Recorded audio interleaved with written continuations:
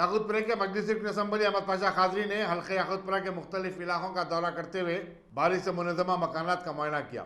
उन्होंने मुतासरीन से कहा कि वो मंडल रेवेन्यू ऑफिसर से रुजू होते हुए इमदाद की दरख्वास्तें दाखिल करें। अहमद पाशा कादरी ने बताया कि आइंदा 3 दिन के दौरान मजीद बारिश का इम्कान है, चुनाचे ज़ईफ़ अफराद और बच्चों को महफूज मकामात को मुंतकिल किया जाए। मजलिस असम्बली ने कहा कि उनकी पार्टी के कारकुन रात दिन राहत और बचाव के काम में सरगर्म हिस्सा ले रहे हैं।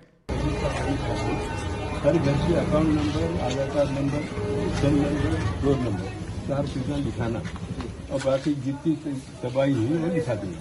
इसके बाद गवर्नमेंट से जो कुछ सर्वे कर रहे हो 1-2 रोज के बाद आएंगे कर रहे हैं। मदीना बीमारों के आदमी ये लिखा हो आप आधार कार्ड नंबर, अकाउंट नंबर लिखाना, सेल नंबर, डोर नंबर, कितनी तबाही हुई ये पहले रास्ता